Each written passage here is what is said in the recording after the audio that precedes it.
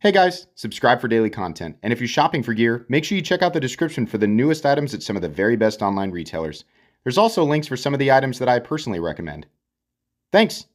What's going on YouTube? Metal Complex here, and today I'm going to be re-reviewing the flagship Hinderer XM-18 3.5 inch. Why? Well, if you go back and look at my very first upload 4.5 years ago, it was on almost exactly this knife. Now that one was a Generation 4 and not a tri-way. This is a Generation 6 and it is a tri-way, but it was full titanium and it was, I believe, the exact same blade shape. Back then I was talking about why the knife felt justified to me and what I loved about it. Obviously, I have experienced a lot of knives since then. I have uploaded, I think, about 2,800 individual videos, and I have reviewed a ton of knives, including many Hinderers. And while, the Hinderer XM-18 has changed a little bit, it hasn't changed that much, so I thought it might be interesting for some people to see what my current thoughts are, especially considering I am still a massive Hinderer fan.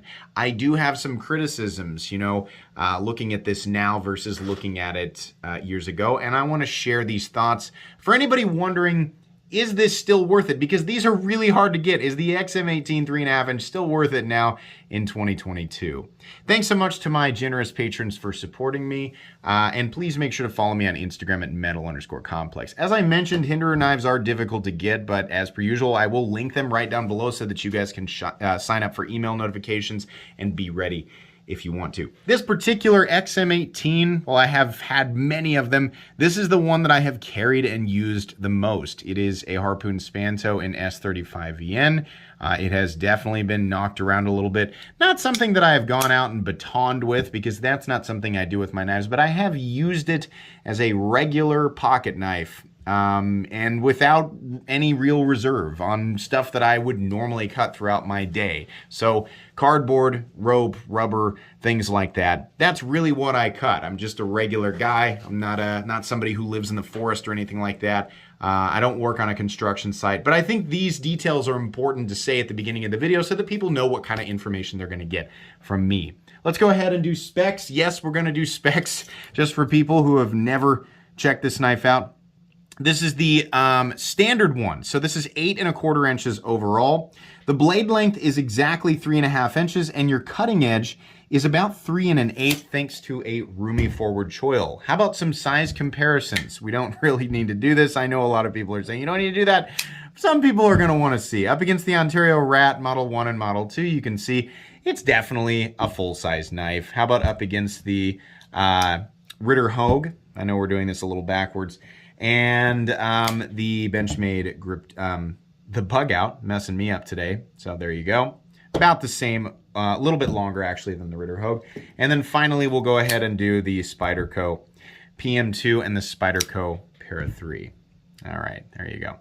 So how's the action? Well, as many people know, in Generation 4, actually, they finally changed the detent. If you were under the impression that Hinderer knives still have bad detents, that's been corrected for a very long time. I think it was towards the end of Generation 4 that the detents were definitely heavied up, so to speak, and these things flip wonderfully.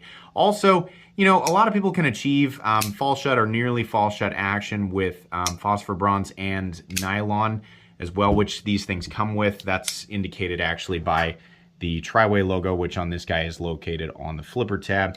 They come with phosphor bronze, nylon washers, and bearings, and you can switch them out whenever you want to get your preferred action or just your preferred resiliency to the elements around you. I think that's great. It lets you get what you want. I have found, this is the honest truth, and this is with many Hinderer XM-18 or just Hinderer knives in general.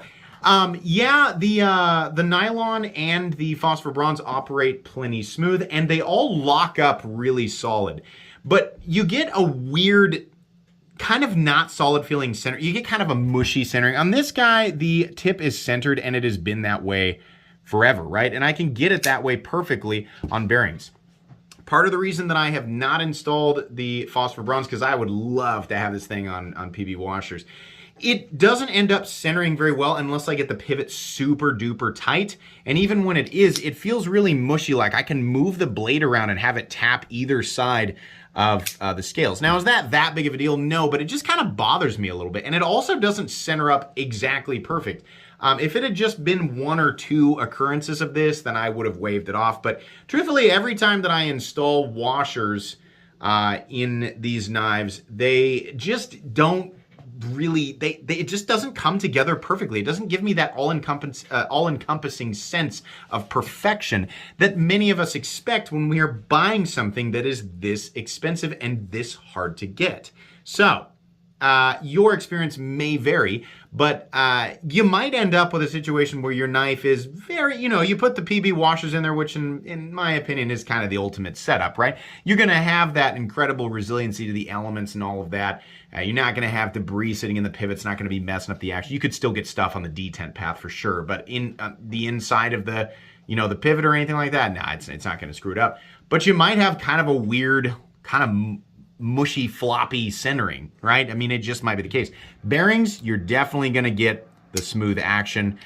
Most of my Hinderers that are on bearings that have completely and totally fall shut action, this guy just needs a little bit. It's probably just debris that's sitting on the detent ball path just from use over time. I really don't, I've never taken this thing apart and like thoroughly cleaned it. It's really just been, even here recently when I changed the scale out, I just took it apart and slapped it back together, right? So it's always kind of been like this, and this is very nice. It's very smooth. The detent is tuned really well and it flips really hard, and it's just to my preferences. So let's go ahead and do carry profile. So thickness up against the Spyderco Para 3. You can see that this guy it's thick, but I think this might surprise a lot of people. It's not really all that insane. It's not really insane, right? A lot of people look at these XM-18s, the standard ones, they say, oh, it's so thick. It's heavy, definitely. But the thickness, not truly insane. I think still on the thicker side, especially if you're used to a smaller knife, but not insane. Length and height, this guy is definitely about the same overall length as the Spyderco PM2, maybe a little bit shorter. It is way longer than the Para 3. Maximum height, including the flipper tab, actually does meet up almost perfectly with the Spyderco PM2. So it is pretty tall. A lot of people are going to point out you can get a non-flipper. You can, if you're willing to hunt one down. We're going to talk about all the variations a little bit later. The flipper versions, which are definitely the most common, might take up a lot of room in your pocket. If you only carry your knife in your pocket, then it's probably not going to matter, right? But if you carry a whole bunch of other stuff in your knife pocket, it might bother you, right? So what are we looking at here? We're actually looking at a Hinderer. It's a factory titanium scale. Now, very few production Hinderer XM-18s have ever come like from the retailer with a titanium scale. It's really, to my knowledge, only special variants. I have always had to purchase my titanium scales. If you're wondering how many XMs have you actually owned, this is the truth. I have legitimately purchased over 35 Hinderer XM-18. No, that's not right. Over 35 Hinderers in total. Probably well over 25 XM-18s. I know that sounds like an insane number. Check out my Hinderer Knives playlist. I have owned a lot of these, right? I have an enormous amount of experience with these. The standard XM-18 3.5 inch comes with a titanium liner. Yes, it is titanium. I know that the ZT-0562 brother, the Hinderer design ZT-0562, offered through Zero Tolerance, has a steel liner, but the Hinderer XM-18 3.5 inch has a titanium liner, and then you have a G10 scale. And there have been a few different texture patterns. Most of them are going to be like this. I prefer the full titanium scale, and I kind of just like the crazy heft of it. Now, this guy is milled out on the inside. Older scales will not be. So we're looking at a wide variety, or I'm sorry, a wide range of potential weight. This guy in particular, with the Harpoon Spanto, is coming in at exactly 6 ounces with the milled out scale. If you have a full thickness titanium scale, like an older one with no milling, it's probably going to be about 6 1/4, all the way up to about 6.4 ounces, depending on the blade shape. I think the Spanto and Harpoon Spanto are the heaviest. If you are, purchasing a standard XM-18 3.5 inch, the weight is going to come in with just the G10 scale and the titanium liner. It's going to come in at about 5 1/4 to 5.5 4 ounces in my experience. So pretty serious difference in weight. On these versions with titanium scales, they're actually pretty well balanced, which is why I like them so much. Obviously, they're a little bit more butt heavy if you're getting one that does not have a the milling on the inside. The versions that are just G10 are very well balanced. They're actually balanced right on the pivot, which is why so many people say that they really don't notice the excess weight. That being said, this is still a pretty heavy knife. Like even the standard one does not have that ideal, overall blade length to overall weight ratio. Oftentimes people like to, and I agree with this standard, it makes for a really comfortable carry. Getting, if a knife has 3.5 inches of blade, it's nice for it to only weigh about 3.5 ounces, just considering all of the other things that we carry on our persons every single day. But, I've made this kind of, I've made room for this knife in my life. I have adapted to it. So carrying around this 6-ounce Hinderer with a full tie scale really doesn't bother me, but that's a question you're going to have to ask yourself. Let's do a hardware check on this guy. How about we get out my tools? My tools are very inexpensive and very recommendable. You can find them right down in the section of my description that talks about the tools I use on this channel. These tools will take apart 99% of the knives that I showcase on this channel. Here's the problem. It won't take apart the Hinderer because the Hinderer uses, and yes, I have the armorer's tool, and no, you don't need it. But I have it just to demonstrate here. Getting a little excited and spitting all over the place. The Hinderer knife requires multiple different heads or multiple different bits or multiple tools, however you want to say that, to take apart. We have a flathead pivot. We have hex screws. And then we have a Phillips head. These are Phillips heads over here. And then there's actually on the LBS is, if I'm not mistaken, it's actually yet another, I think it's a T6. It might actually just be a smaller hex head. I honestly can't remember. And then beyond that, if we're not talking about the Hinderer XM-18, it is further confusing because, like, if we're looking at the Eclipse, which is just kind of a distant, well, not so distant cousin of the XM-18 3.5 inch, it's got T6 screws. They're a little bit different. I'm getting off topic here. The point is that you need a lot of different tools. I mean, these are kind of made to be field adjusted. And yes, everything that you would need to take this apart or adjust it is pretty common, right? It's not like you're going to be like, oh no, I have to I have to unearth some ancient Egyptian temple to get the right tool or catalyst to take this apart. No, but you do kind of have to do a bit of a dance. And the nice thing about the pivot is it can literally, and truthfully, this is what I use. I don't actually use a flathead to adjust my Hinderers. If I need to adjust them, I just use a penny. And you can also cut a notch in a penny and use it to adjust the spanner side.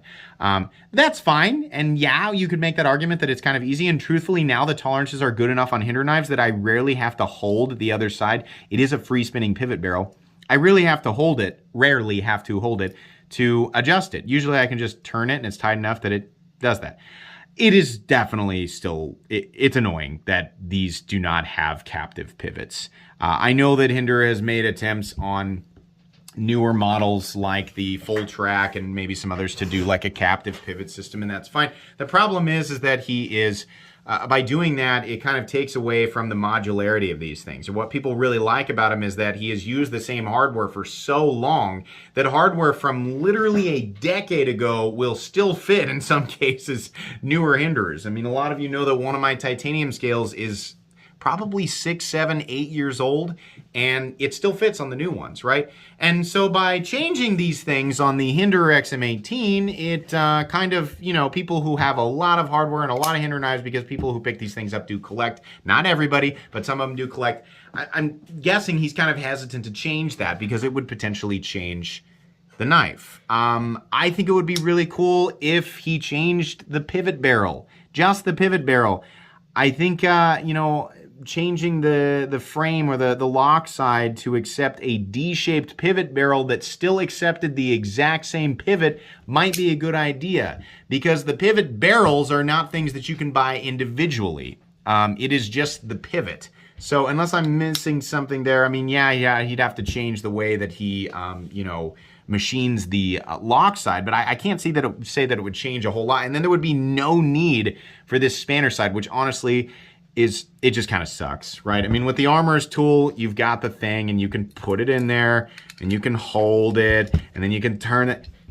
I'd really rather just use a simple tool. If we have to keep the flat head pivot, which, yeah, I agree, it doesn't look the prettiest. It would be really nice if he had a Torx, and honestly, that's probably what it should change to. It would be really nice to just be able to use a single tool and never have to worry about it free spinning, especially when you're taking it apart. That is something that did not used to bother me, but you know what? It kind of bothers me now. I would also really like it if we got away from the weird hex head screws and just, you know, it's like if you changed absolutely nothing about all of the screws, but instead of the slot being for hex, specifically this kind of weird size, right? This is the one that the Armorer's tools comes with. It'd just be, you know, T8. That'd be great. Just T8, right? We have the Chicago ends, and that can be a little bit of a mess, right? Because they kind of rotate in there.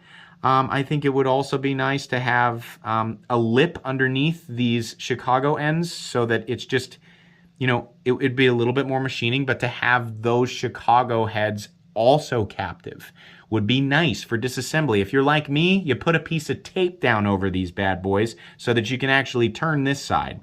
Some of you have probably gotten your screws stuck. Yeah, I feel your pain. I have experienced that many times and it blows. So yeah, changing these heads, not the entire screw, but just changing the heads to T8 and creating just a small D-shaped lip underneath this, either, you know, well, it'd be both the head and in the titanium, the slot where they fall, to keep them captive would be very much appreciated. Now, you wouldn't be able to take older Chicago ends made for the 3.5 inch and put them in here, but I think most people would suffer a lot less if this was the case. This is just my opinion. You don't have to agree with me. Coming from a longtime Hinderer fan, right? But yeah, we're getting stuck on hardware here. Also, yeah, the Phillips heads for the clip, that's just weird. I know a lot of people who just change them out. You can get the aftermarket screws from, I don't know what company, but they're just Torx. That would be nice. Just making it as, you know, one tool as possible, right? I mean, maybe a T10 for the pivot and maybe T8 for all the other screws. That would just be excellent. We have way too many different types of hardware here. And while, you know, people who are used to taking these things apart, they don't have an issue with it, it's kind of, you know, it's kind of cumbersome. So there you go. We need to measure the blade stock thickness. This is going to be a long video for sure. I'm sure you guys have figured that out. The blade stock thickness on the standard XM-18 3.5 inch comes in at 100. Well, I'm coming in at 163 thousandths. It's 165. I'm sure my calipers are just not thick, but it does offer, I'm sorry, the XM-18 line is offered in various thicknesses. So we'll talk more about that here in a sec. Is there anything else that I need to cover? No, I don't think so. Let's go ahead and move into the meat and potatoes here. The ergonomics of the XM-18 are still very good. The scales are thick, whether you're looking at full titanium or you're looking at, you know, just titanium on one side and G10 and a liner on the other. But they are nicely chamfered down. This is factory chamfering and it is comfortable, truthfully. The pocket clip is, you can feel it a little bit, but honestly, it's rounded off enough at the end and it's at the right, you know, a good enough angle. Truthfully, it would be nice if it was a little shorter, but I don't want to complain too much. The forward choil is somewhere between okay and not very good, depending on the size of your finger, because it's just not a full... They make a version of the XM-18 that is a non-flipper, and that version actually I've got right here. I can show it to you. And truthfully, I just think it's better ergonomically because you're not worrying about the flipper tab, right? This is also mine, but it really, the ergonomics truly shine in the non-flipper version. The only issue there is that when you are left to only use the thumb studs to deploy it, they feel a little bit off in placement, and that's because they are primarily designed as the stop, so their location is very specific in coordination with the frame. On the flipper versions, the D10 is much heavier, so getting it to do that, if you have adapted to it, you can, right? But if you want to watch me try the reverse flick, here we go. Ouch. I know it didn't look painful, but I'm lifting that out of there pretty hard.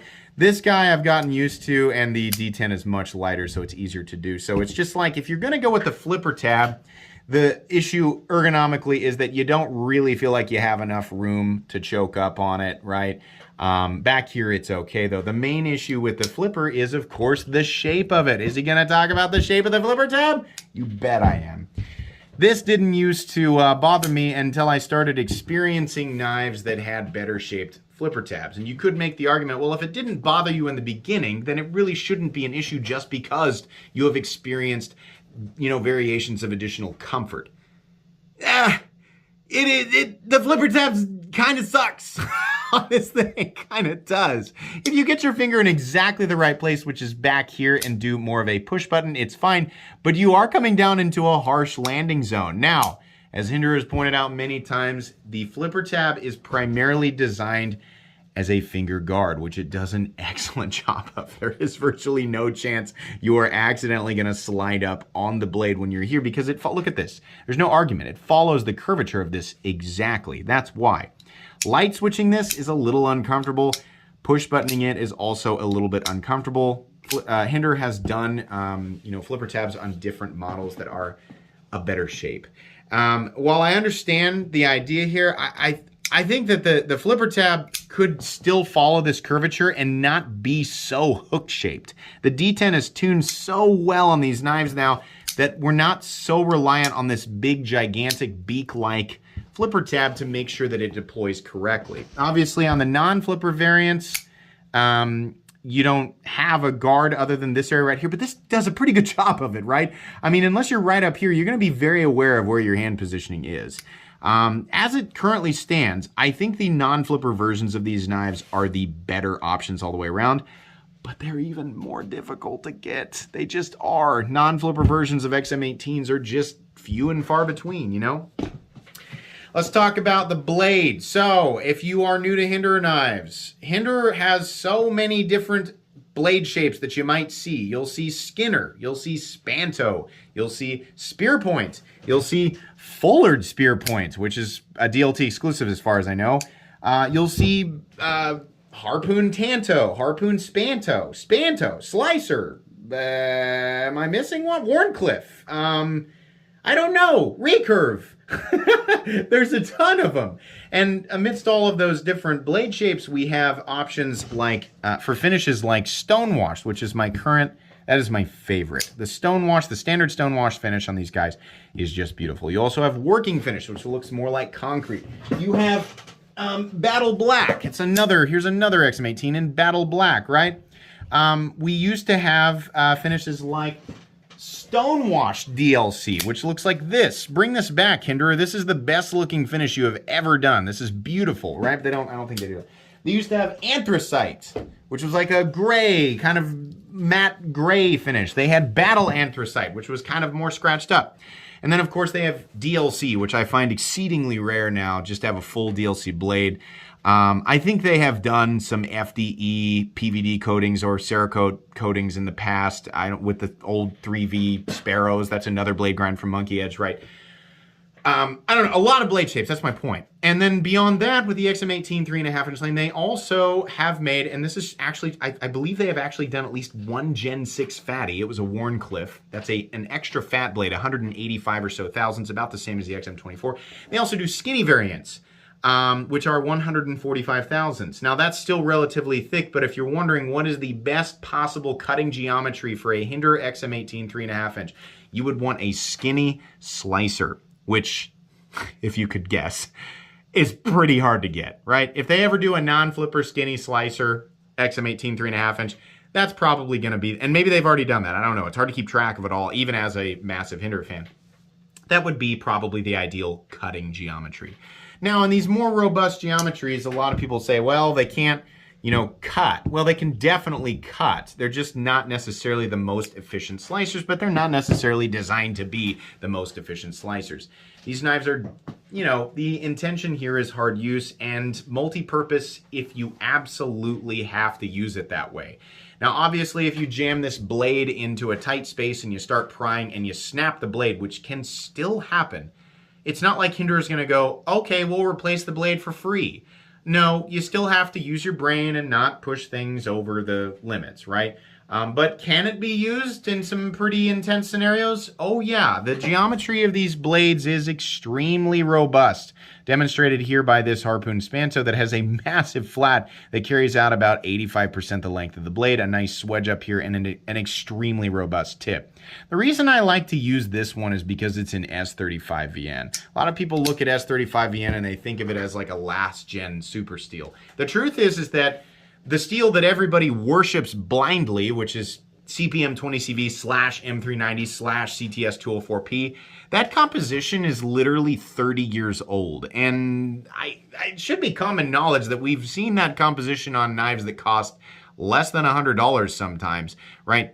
I don't think that whatever, I mean, I know that there's a lot of argument about the heat treat and that, I don't think that that's a very good composition for these knives. I think that, you know, Hinderer has, I've got like the two that I'm showing here, we've got S35VN, and in this case we actually have 3V.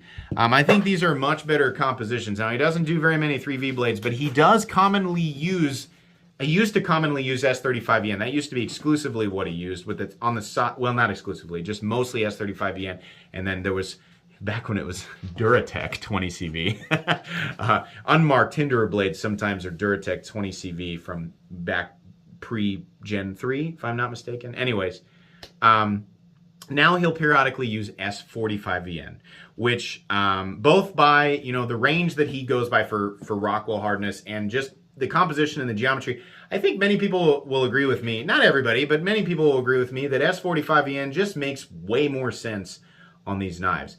It wouldn't surprise me if he messes around with MagnaCut. I wish that he would mess around with something like Crewwear. I think that would be awesome on something like this. But, you know, as of right now, if you're wondering, you know, what do I think the best steel is for these types of knives, I think in almost any geometry, whether you like the fat ones, the skinny ones, or the plain ones, the S45VN versions are probably going to be the way to go. I've been very happy with this S35VN version. It's not chippy, and it still, you know, holds an edge reasonably well. And I feel pretty free to use this knife kind of how I want to. I don't abuse it, but I am a lot more likely to do something a little outside of the normal parameters of a folding knife with this versus something that's just got a more delicate geometry. And this thing has remained solid. This thing has continued to lock up solid. It has never faltered or given me any indication that it's going to falter. And it feels good having EDC'd this knife for, it's not the exact same one that I had in my original video, but this particular Hinderer I've had for over 2 years. I think closer to 3 years now. And yeah, it has held up, and it does regularly get used. It's got a nice high polish on it, and you know, as many people will probably point out, it doesn't even look like you use it. That's really mainly due to the fact that these stonewash blades don't show a lot of wear. So some days this thing is caked up and adhesive and just crap that I've cut, but you know, a quick little, like a drop of break-free CLP or something similar and a few wipes of the rag, and it really feels like new again. This is an awesome finish. I like it for that reason, right? Disengagement of the lock bar is incredibly easy thanks to a wide gap right here, and there's some nice chamfering on either side. It's really easy to disengage it, and there's no double clutch. The only issue that you're going to have is just flipping it. If you flip it over and over again, it's going to hurt your finger. It just is. All the other edges and lines on this knife are pretty nice and soft. The jimping is a little bit aggressive, right? And there's a lot of it. I think we don't need this much. I mean, a good indication of what, you know, a good amount of jimping that still works just as well as like on the Eclipse. It has way less jimping. It works just fine. Honestly, ergonomically, I think it's a little bit better, but yeah. I love the texturing that Hinderer does on both the G10 and the titanium. It's meaningful. It's not sharp, but it does grab your hands, and it feels really good. It used to not bother me so much that it wasn't on both sides, and some recent, not XM-18s, but some other models have had texturing on either side. It really would have been nice to have the texturing on both sides, and maybe just a flat spot under the clip so that it could slide over it. Now, the problem here with that is that if you're left-hand, they make Lefty Scales. It's weird. They only recently started to make Lefty XM-18s. Yes, they actually did, right? But if they were trying to make it universal and make it, easy from a manufacturing perspective, they would have to put that soft pad on both sides, leaving an ugly bald spot on whichever side didn't have the clip. So if they make lefty specific ones, it would be nice to have the bald spot only underneath where the pocket clip is mounted, and same for the right-handed ones. But I really would like to see texturing on both sides of the XM-18. I think it would be nice. It'd make it look more even, and it would make this side look less business mechanical and more, I don't know, just nice. The texturing is beautiful, and the finish work on these knives is incredible. Hinderer's overall fit and finish is still one of the best. It's one of the highest quality experiences you will have in this corner of the true American knife world. And when I say that, I mean almost every single part of these knives is 100% made in the United States. I think the bearings maybe in the pivot, I think that's almost it. Everything else, even the screws, are made in-house by Hinderer. And they're amazing. Their overall quality and their, just the modular nature of these knives is amazing. They truly manufacture these things in a way that is just mind-blowing. I love the overall quality and finish work. Everything feels so polished and so well done. I really, really like it. I gotta admit, it'd be really nice if we saw something like a sub frame lock from Hinderer with like a titanium plate or something like what we saw from, I can't remember who it was, but they did kind of a titanium overlay so that the vast majority of the lock bar was hidden underneath it. Why? Because as you are using these knives in environments where you squeeze as hard as you can, you sometimes can actually force the lock bar so far over that it prematurely wears the face and also creates unnecessary lock stick, which is frustrating. Every now and then I'll squeeze this thing really hard and that lock bar will go way over here and kind of get stuck.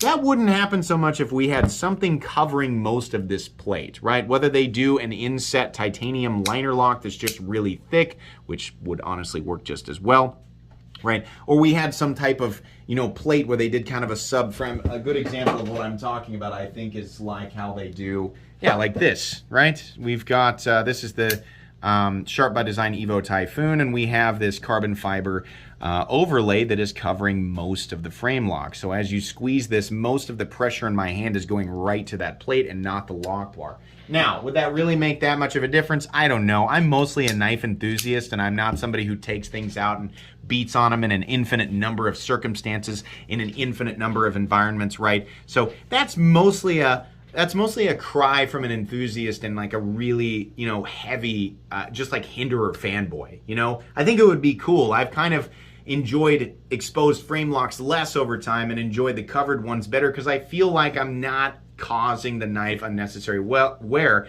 while I'm using it, right? Frame locks, all locks, exist in the same finite universe that we do, which means eventually even the cold steel triad lock will wear out, right? So anything we can do to slow that down, I think might be a little bit better, but that might be asking for quite a bit. Still love the standoffs, love that you can switch these out. That's a big part of buying a Hinderer knife. You can customize it with various, anodized hardware and special this or that, and you can do that. And there's a lot of mix and match if you're willing to wait for the right stuff. There is a gigantic lanyard hole thing right here, which I wish it wasn't there. A big hole in the frame, but it is, and okay, fine. Truthfully, it's out of the way of the pocket clip, and the pocket clip carries at about a medium depth. I've never really had an issue with this. A lot of people say you come down on, a lot of Chinese knives that are in the $250 territory, and they have stamped out clips. Why don't you come down on Hinderer for having a stamped steel clip when they come in at $425 base? I'll tell you why. Because these things are 100% or 99.9% made in-house in the United States. The manufacturing costs on this knife are massive compared to something that comes from we. So I want to get as much extra value as I can out of a knife that is manufactured in China, right? A stamped clip, yeah, it would be cool if Hinderer had like a specific milled titanium clip, but that's just that much more money. And Hinderer has kept his prices exactly the same for so long. I don't know that I want to, have to pay more just to have like this clip. I don't know. It doesn't bother me so much. Maybe I'm a little bit biased because I like Hinderer knives so much, but the clip has never bothered me, and it's honestly a great design. It's like I always say, clips that sort of drop from a point that's not really all that tall to begin with. It's pretty shallow. It just gradually drops and comes to a nice shallow swoop, just like the MSG deep carry clip. This is why I love this clip so much on the Para 3. It's the same type of thing. This guy's a little deeper, right? It would be nice to have the Hinderer clip a little bit deeper, but it doesn't need to be. This clip has always been really good, and because there is no texturing on this side, it's a smooth experience in and out of the pocket. Largely, where I got that opinion was from my experience with Hinderer knives. These current Hinderer knives have two over travel stops. One is the disc and one is the lip of the steel lock bar insert underneath the lock bar. The LBS or lock bar stabilizer has two jobs. It is to keep the lock bar from over traveling this way, but it's also to keep it from being pushed against the frame this way. It's double lipped that way. There is no way that you will overextend that lock bar. It is so unbelievably reinforced. It's just not going to happen. Engagement, geometry of engagement on the lock bar to the ting is incredible. They have this geometry figured out. Any lock stick that occurs with a new Hinderer knife is gone very quickly. These are insanely easy to disengage, but there is no hint whatsoever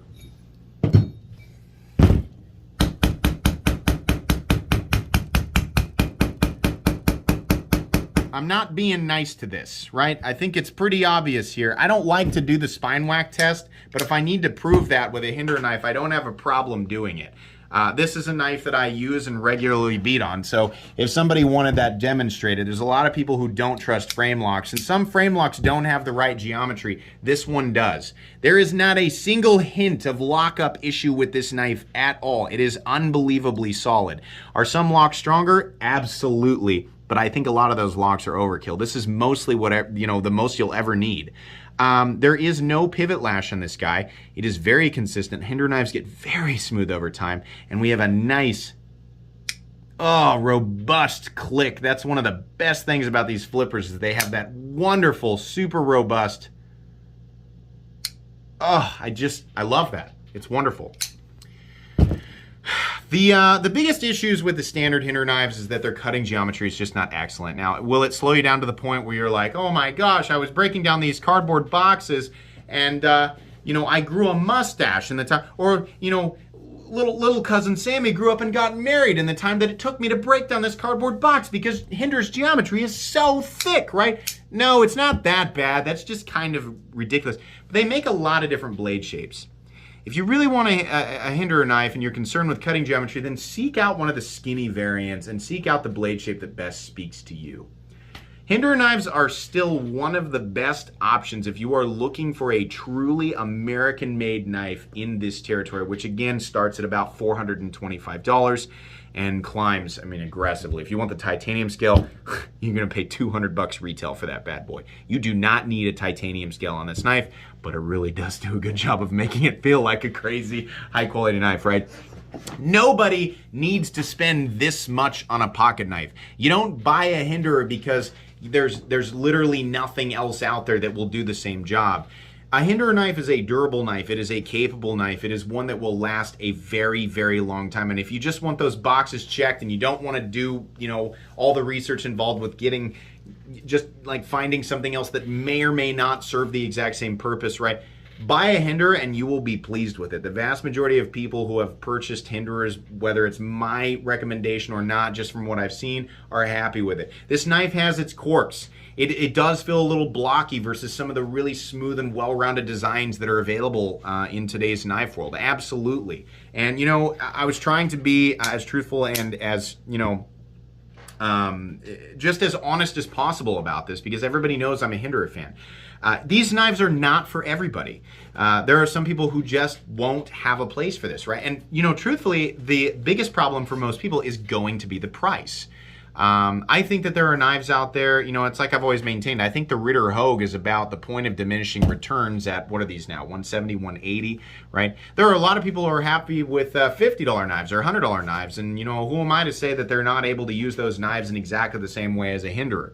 But for people looking for a little bit more than just the overall potential utility of their knife, for people looking for that premium finish, for people looking for that weird Hinderer polish that sometimes is kind of hard to put your finger on, right?